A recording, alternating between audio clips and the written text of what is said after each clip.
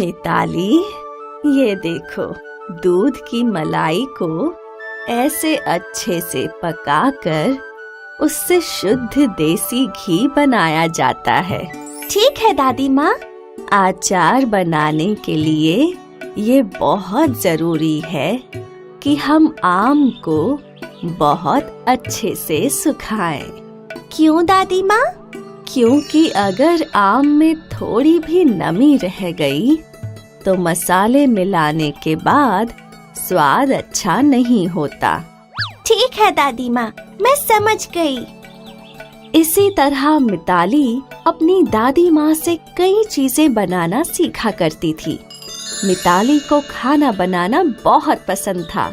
समय बीतता गया और अब मिताली एक बहुत खूबसूरत युवती बन चुकी थी। दादी माँ ने मिताली की शादी एक बहुत ही होनहार युवक महेश से कर दी। मिताली और महेश एक साथ बहुत खुश थे। 1 साल बाद मिताली और महेश को 2 जुड़वा बच्चे हुए, जिनका नाम उन्होंने आलोक और आदित्य रखा। दोनों की अच्छी कट रही थी। महेश अपनी जिम्मेदारियां बहुत अच्छे से निभा रहा था। कुछ समय बाद मिताली की दादी माँ नहीं रही। उसने रो रो कर अपना बुरा हाल कर लिया था। अब इस दुनिया में मिताली के अपने सिर्फ 3 लोग थे, महेश और उसके 2 बच्चे। मिताली ने अपने आप को संभाला और फिर अपने पति और बच्चों की परवरिश में उलझ गई। लेकिन शायद भगवान ने ही मिताली के जीवन में बहुत कम खुशियां लिखी थीं। महेश का एक घातक एक्सीडेंट हुआ जिससे उसने बिस्तर पकड़ लिया। मिताली को ये समझ नहीं आ रहा था कि वो कैसे अपने आप को और अपने बच्चों को संभाले। कुछ ही दिनों में उनके खाने के लाले हो गए। उनके पास दवाइयों के भी पैसे नहीं थे। और फिर एक दिन महेश ने भी अपना देह त्याग दिया। महेश की मृत्यु से मिताली पर जैसे दुखों का पहाड़ ही टूट पड़ा था। महेश घर का अकेला कमाने वाला था, जिसके जाने से घर की आर्थिक स्थिति बहुत ज्यादा बिगड़ गई थी। मिताली ने कभी भी काम नहीं किया था, लेकिन अब उसके पास कोई रास्ता नहीं था। अगर अब मैं नहीं कमाऊंगी तो मेरे दोनों बच्चे भूख से मर जाएंगे। मुझे कमाना ही होगा, लेकिन मैं कैसे कमाऊंगी? मुझे तो कोई काम भी नहीं आता, ना ही मैं पढ़ी लिखी हूँ। मिताली इसी सोच में डूबी थी। उसे समझ नहीं आ रहा था कि वो क्या करे। अचानक उसकी नजर घर में पड़े मर्तबान पे पड़ी। आचार, हाँ, मैं आचार बना के बेच सकती हूँ। मिताली ने आचार बनाना शुरू किया और जब उसका आचार बन गया, मिताली ने आचार को एक बड़े से मर्तबान में भर दिया। ये आचार मिताली बाजार ले गई। वहां चिल्ला चिल्ला कर मिताली ने आचार बेचा। कई लोगों ने मिताली से आचार खरीदा और जब शाम हुई तो मिताली अपनी पहली कमाई देखकर बहुत खुश हुई। उन पैसों से मिताली ने और आम खरीदे और अपने दोनों बच्चों के लिए कुछ खाने की चीजें भी। अगले दिन मिताली ने फिर आचार बनाया और फिर बाजार जाकर उसे बेचा। कुछ ही दिनों में मिताली का आचार पूरे शहर में चर्चा का विषय हो गया था और अब मिताली के आचार के लिए लोग कतार लगाया करते थे। मिताली खुश थी क्योंकि उसे जरूरत से ज्यादा पैसे मिल रहे थे और उसके दोनों बच्चों का पालन पोषण बहुत ही अच्छे तरीके से हो रहा था। कुछ वर्षों में मिताली के दोनों बेटे बड़े हो गए और अब वो दोनों बड़े स्कूल में पढ़ने जाया करते। मिताली ने आचार बना बनाकर एक बड़ा घर बना लिया था और अब मिताली ने बाजार में एक बड़ी दुकान भी खरीद ली थी। अब वो आचार के साथ साथ अन्य कई चीजें भी बेचा करती थी। मिताली ने अपनी सहायता के लिए कई औरतों को काम पर रखा। इससे उन बेरोजगार गांव की गरीब औरतों को काम मिल गया और उनका भी जीवन बेहतर होने लगा था। और मिताली दिन दुगनी रात चौगुनी तरक्की कर रही थी। मिताली ने अपने व्यवसाय को बढ़ाने के लिए नई तकनीकों का भी सहारा लिया। उसका छोटा सा व्यवसाय अब एक बहुत बड़ी फैक्ट्री बन चुकी थी और उसकी बाजार की वो दुकान एक 4 मंजिला कंपनी बन चुकी थी। मिताली एक अनपढ़ गरीब विधवा से अब एक बड़ी कंपनी की मालकिन बन चुकी थी। और अब जब रिपोर्टर ने उन्हें पूछा, आचार से आपने इतनी बड़ी कंपनी का सफर तय किया, मैडम क्या आप बता सकती हैं कि इसकी मुख्य प्रेरणा क्या थी? जरूरत। अगर मुझे कमाने की जरूरत नहीं होती तो ना मैं आचार बनाती और ना ही यह व्यापार बनता। मिताली मैडम, आपको अपनी इस साहस के लिए सलाम और मेरी शुभकामनाएं हैं कि आपका ये व्यापार बहुत ही जल्द अंतर्राष्ट्रीय व्यापार बने। तो मैडम, आपकी इस पूरी कहानी की सीख ये है कि कामयाब बनने के लिए लगातार मेहनत करने की ही जरूरत है।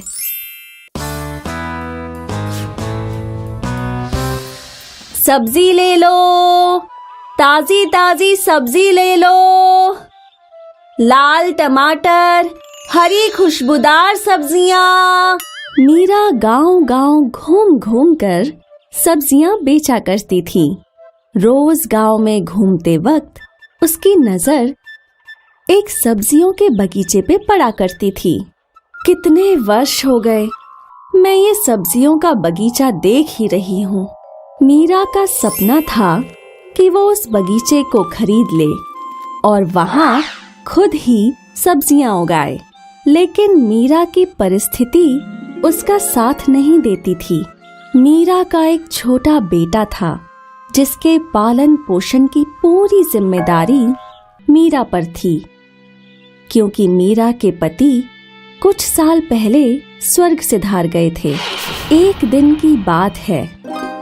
सब्जी ले लो, ताजी ताजी सब्जी ले लो, लाल टमाटर, हरी खुशबूदार सब्जियां। तभी सामने से विमला घी वाली आई। अरे ओ मीरा, क्या हाल चाल? सब बढ़िया, तुम बताओ तुम्हारे क्या हाल है? सब ठीक है। तुमने सुना कि वो सब्जियों के बगीचे का मालिक खरीदार ढूंढ रहा है? अगर मेरे पास पैसे होते ना तो मैं आज ही वो बगीचा खरीद लेती।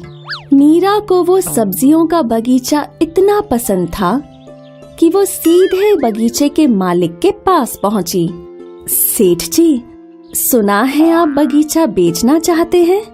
हाँ, अब मैं बुढ़ा हो गया हूँ, बागीचे की देखभाल नहीं कर पाता हूँ, तो इसलिए बेच रहा हूँ। क्या तुम खरीदना चाहती हो? हाँ सेठ जी, पर पता नहीं मैं खरीद पाऊंगी या नहीं। आप इसे कितने में बेचना चाहते हैं? मुझे इसके 500 सिक्के चाहिए। अरे बाप रे, मेरे पास तो सिर्फ 200 सिक्के हैं। 200 सिक्के बहुत कम है। मैं 400 सिक्के के नीचे नहीं बेचूंगा। सेठ जी, अगर मैं आपको अभी ये 200 सिक्के दे दूं और अगले 4 महीने तक हर महीने 50-50 सिक्के दूं, तो क्या आप मुझे ये बगीचा बेच देंगे? सेठ जी ने सोचा। ठीक है, अगले 4 महीने तक तुम्हें मुझे 50-50 सिक्के देने होंगे। मीरा बहुत खुश थी कि जल्द ही उसे उसके सपनों का बगीचा मिलेगा। फिर क्या था, मीरा और ज्यादा मेहनत करने लगी। उसने रोज ज्यादा सब्जियां खरीदकर बेचना शुरू किया, जिससे उसे ज्यादा पैसे मिलने लगे। रोज मीरा पाई पाई जोड़ने लगी। अब शाम के समय मीरा गांव में घूम घूम कर फरसान भी बेचा करती थी। 1 महीने बाद मीरा ने सेठ जी को 50 सिक्के दिए। मीरा बहुत खुश थी। मीरा ने अपनी मेहनत जारी रखी और वो सुबह सब्जियां और शाम में फरसान बेचा करती थी। देखते ही देखते मीरा ने अगले 4 महीने में सेठ जी को सारे पैसे दे दिए। बहुत बढ़िया मीरा, अब ये बागीचा तुम्हारा हुआ, इसका अच्छे से ख्याल रखना। मीरा ने अपना बगीचा खरीदने का सपना पूरा कर लिया। अब मीरा अपने खुद के बगीचे में सब्जियां उगाया करती थी और दूसरे सब्जी वाले उससे सब्जियां खरीदा करते थे। मीरा के परिश्रम ने उसकी जिंदगी बेहतर बनाई। उसका बेटा भी अब अच्छे स्कूल में पढ़ने लगा और मीरा की जिंदगी सुखद हो गई। इसलिए कहते हैं, मेहनत करने वालों की हार नहीं होती।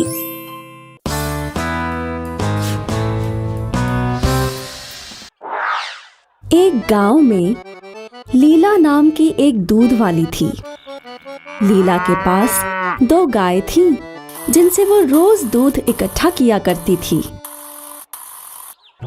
दूध इकट्ठा करने के बाद वो गांव-गांव जाकर दूध बेचा करती थी।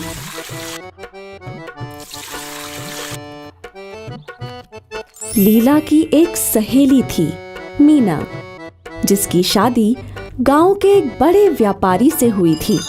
लीला जब भी उस गांव जाती तो वो अपनी सहेली के घर जरूर जाती गप्पे लड़ाने। एक दिन लीला अपनी सहेली से मिलने गई। मीना, मीना, आई लीला। क्या बात है, आज बहुत सज संवर के घूम रही हो? अरे, आज मेरे पति के कुछ मित्र हमारे घर आने वाले हैं। अच्छा, और ये नया हार? हाँ, ये उन्होंने कल ही भेंट दिया। अच्छा है ना? हाँ, बहुत अच्छा है। कितने का होगा? यही कुछ 1000-2000 का। 1000-2000? बाप रे, मैं तो सपने में भी नहीं सोच सकती। बुद्धू, इतनी बड़ी रकम नहीं है। जब तेरी शादी होगी तो तेरा पति भी तुझे हार तोहफे में देगा। लीला हार का दाम सुनकर सोच में पड़ गई। लीला मीना के घर से निकली। रास्ते भर लीला उसी हार के बारे में सोच रही थी। क्या कभी मेरे पास भी मीना जैसा हार होगा? उसकी शादी तो एक अमीर व्यापारी से हुई है, जो उसे महंगे महंगे हार उपहार में दे सकता है। पर मेरा क्या? अगर मेरी शादी किसी गरीब से हुई तो? क्यों ना मैं ही खुद पैसे इकट्ठा करके वैसा हार लूं? लेकिन मेरे पास पैसे बचते ही कहाँ हैं? लीला ऐसा सोचते सोचते चल ही रही थी कि उसका ध्यान नदी के किनारे दूध में मिलावट कर रहे नत्थू दूध वाले पर गया। ये तो खुलेआम मिलावट कर रहा है।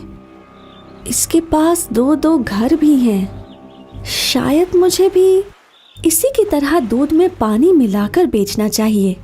इससे मुझे बहुत सारे पैसे मिल जाएंगे।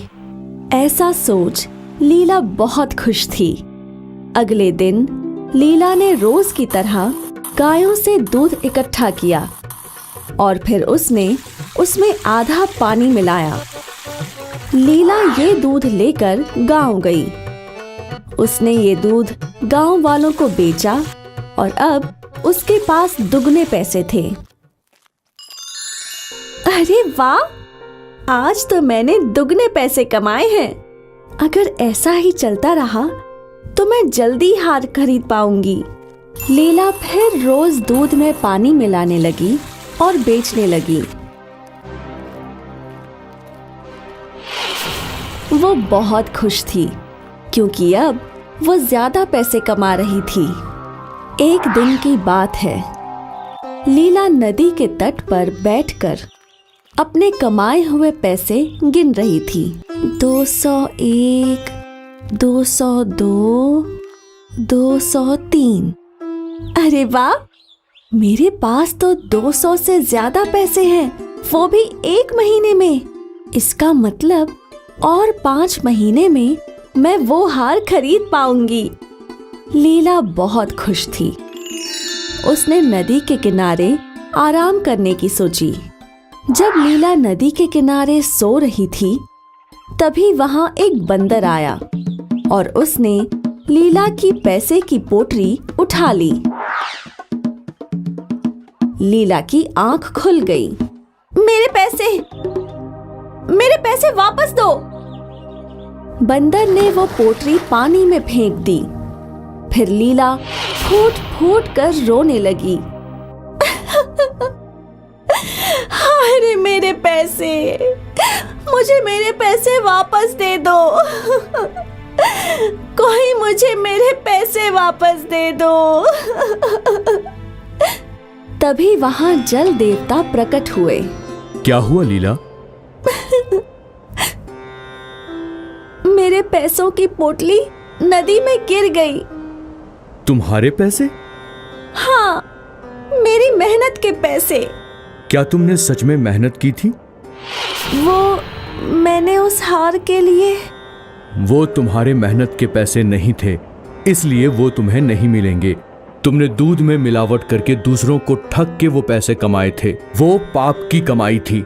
मैं समझ गई देव, मुझे माफ कर दीजिए। अब मैं कभी भी धोखेबाजी से पैसे नहीं कमाऊंगी। लीला को अपनी गलती समझ में आ गई और उससे ये भी सीख मिली कि लालच करके बेईमानी से कोई भी अच्छी चीज प्राप्त नहीं होती।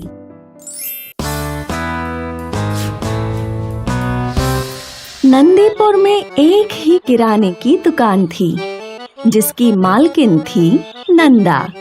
अरे रे नंदा, वो सिर्फ एक मुट्ठी धान है, अब क्या उसे भी कम करोगी? हाँ हाँ, क्यों ना करूं?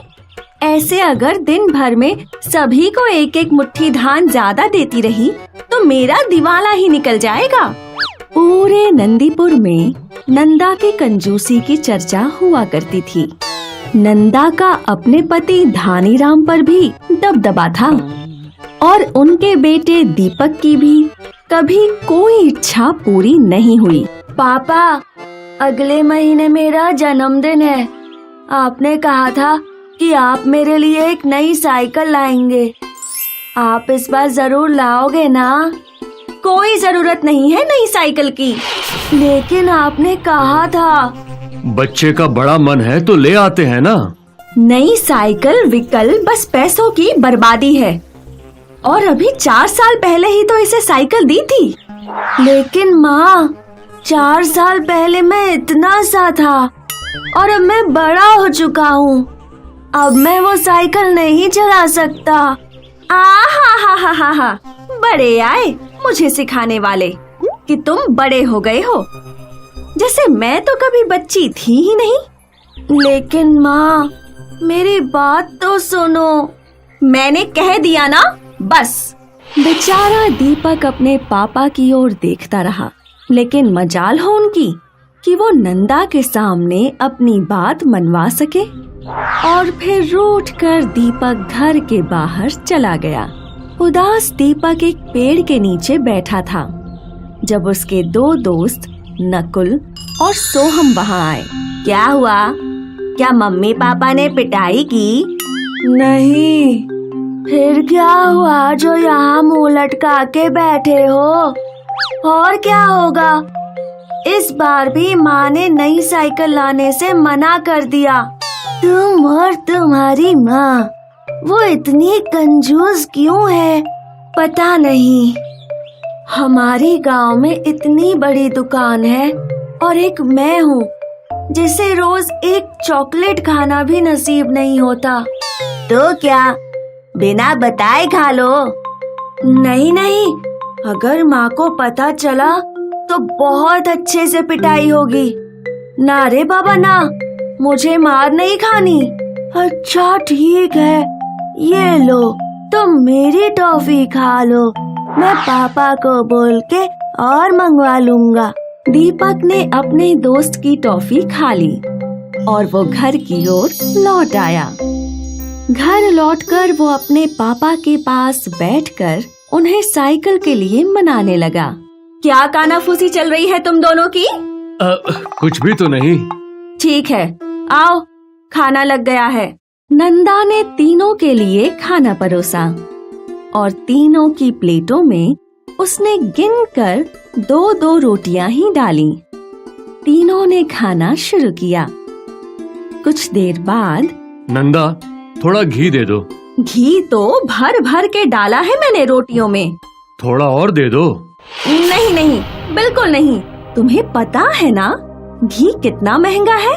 बेचारा धनीराम ये सुन चुपचाप अपना खाना खा लेता है। वैसे तो नंदा कंजूस थी, लेकिन वो रोज सवेरे भगवान जी को शुद्ध देसी घी का दिया लगाया करती थी। इस बार भगवान जी ने नंदा की सुन ली और वो खुद प्रकट हो गए। अरे बाप रे! भगवान जी, जय हो! भगवान जी की जय हो! नंदा भगवान जी के चरणों में गिर गई। उठो नंदा पुत्री, तुम रोज मुझे शुद्ध देसी घी का दिया करती हो। ये तुम्हारी उदारता है। इस उदारता से खुश होकर मैं तुम्हें सोना देना चाहता हूँ। हाँ? सोना? मैं तुम्हें एक जादुई संदूक दूंगा जिसमें इतना सोना होगा कि तुम सोच भी नहीं सकती।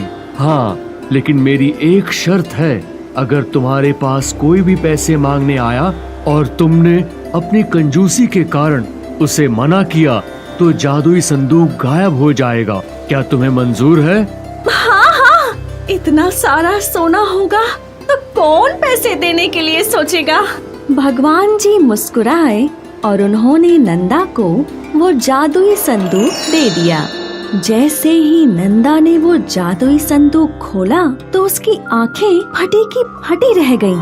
फिर नंदा ने उस जादुई संदूक को अपनी अलमारी में रख दिया और रोज की तरह वो अपने बेटे और पति के लिए खाना बनाने में जुट गई। लेकिन इस बार वो बहुत खुश थी। सुबह से दोपहर हो गई और धनीराम दीपक को स्कूल से लेकर लौटा। धनीराम नंदा के पास गया। नंदा, मैं क्या बोल रहा हूँ कि दीपक का जन्मदिन नजदीक है और इस बार तो हमें उसे एक साइकिल दिला ही देनी चाहिए। और हमेशा की तरह नई साइकिल का नाम सुन। नहीं, बिल्कुल नहीं। ऐसा बोलते ही नंदा रुक गई। उसे जादुई संदूक की याद आई और वो तुरंत अलमारी की ओर दौड़ी। वो संदूक गायब हो चुका था। हाय रे मेरा जादुई संदूक! सवेरे तो भगवान जी ने मुझे दिया था और दोपहर तक गायब भी हो गया।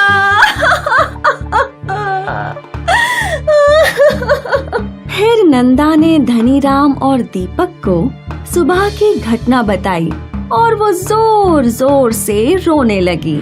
नंदा ने अपना अच्छा खासा धन खो दिया और वो भी सिर्फ अपनी कंजूसी की आदत की वजह से। इसीलिए कहते हैं, समय रहते आदतें बदल लेनी चाहिए, वरना पछताना पड़ सकता है।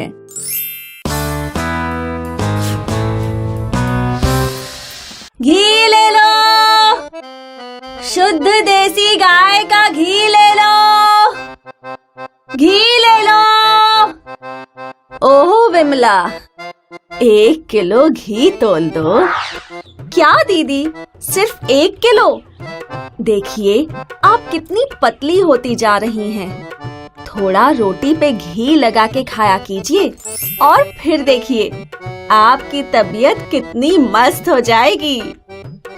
ठीक है, तुम 2 किलो ही तोल दो। ये हुई ना बात दीदी। विमला ने 2 किलो घी तोल दिया और वो खुशी खुशी आगे बढ़ती रही। रास्ते में उसे कई ग्राहक मिले। आज उसका घी का व्यापार बहुत अच्छा हो रहा था और अब उसके पास सिर्फ थोड़ा सा घी ही बचा था। थोड़ी दूर चल के उसे दिन का आखिरी ग्राहक मिल ही गया और अब उसका सारा घी खत्म हो चुका था। विमला खुशी खुशी लौट रही थी कि तभी उसे एक छोटे बच्चे ने आवाज दी। विमला काकी, घी है क्या? नहीं बेटा, घी तो खत्म हो गया। ठीक है काकी, कल आप ज्यादा घी ले आना। हाँ लला, कल तुम्हें घी जरूर दूंगी। घी का खाली डिब्बा लेकर विमला अपने घर पहुंची और उसने पैसे गिनने शुरू किए। ज्यादा पैसे देख वो बहुत खुश थी। आज तो बहुत अच्छी कमाई हो गई, लेकिन आज मेरा एक ग्राहक खाली हाथ लौट गया। मुझे बिल्कुल अच्छा नहीं लगा। कल से मैं ज्यादा घी बनाऊंगी ताकि कोई भी खाली हाथ ना लौटे। अगले दिन विमला ने घी मथना शुरू किया। जैसे जैसे घी बनता गया, विमला का डिब्बा भरता गया। अब डिब्बा 3/4 भर चुका था और विमला के पास का सारा दूध खत्म हो गया। अरे ये क्या, आज भी डिब्बा पूरा नहीं भरा। अगर आज मेरा एक भी ग्राहक खाली हाथ चला गया तो मुझे बहुत बुरा लगेगा। नहीं, आज मेरा कोई भी ग्राहक वापस नहीं लौटेगा। विमला भीतर से एक वनस्पति तेल का डिब्बा ले आई और उसने घी में तेल मिला दिया। अब कोई खाली हाथ वापस नहीं जाएगा। घी ले लो, घी ले लो, शुद्ध देसी गाय का घी ले लो, घी ले लो। काकी, 1 किलो घी दे दो। हाँ लल्ला, कल तुम्हें घी नहीं मिला ना, आज थोड़ा ज्यादा ही ले लो। विमला ने बच्चे को घी दे दिया और वो आगे बढ़ गई। ऐसे ही विमला बाकी लोगों को भी अपना घी बेचने लगी। आज का दिन तो बहुत अच्छा है, मुझे अच्छे पैसे मिल रहे हैं। वो हलवाई सुरेश के घर के बाहर पहुंची।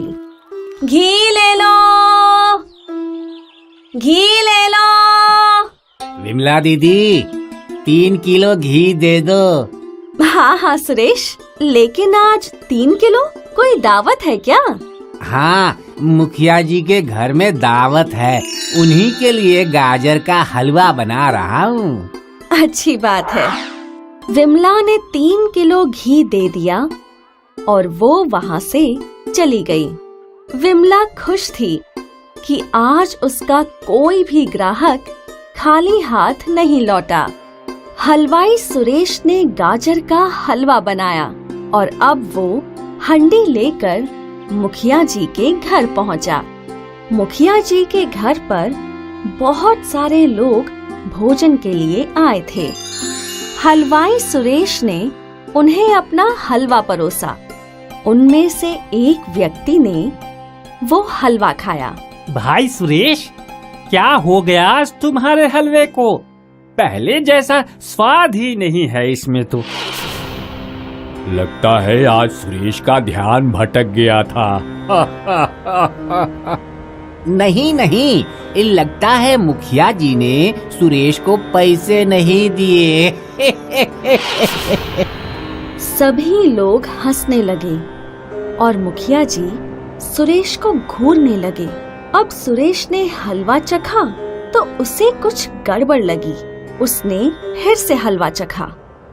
मैंने तो सब चीजें बराबर ही डाली थी, कहीं ये विमला दीदी के घी की वजह से तो नहीं।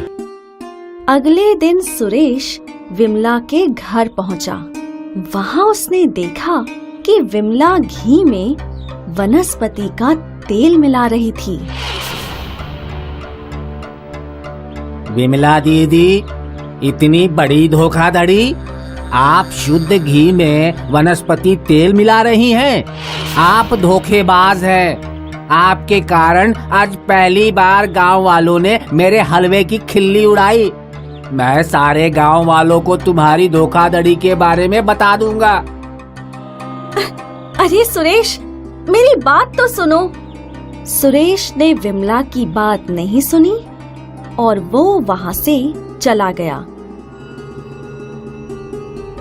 सुरेश ने गांव वालों को ये बात बता दी कि विमला ने मिलावट की है और अब जब विमला घी लेके निकली, दीदी घी ले लीजिए। नहीं नहीं, तुम्हारा घी नहीं चाहिए। घी के नाम पे मिलावटी वनस्पति तेल बेचती हो, चली जाओ यहाँ से। ये बातें सुन विमला को अपनी धोखाधड़ी पर बहुत गुस्सा आया। मिलावट करने से उसके सारे ग्राहक टूट गए और अब कोई भी विमला से घी नहीं खरीद रहा था। इस कहानी से हमें ये सीख मिलती है कि कर बुरा तो हो बुरा। ईमानदारी एक बहुमूल्य गुण है।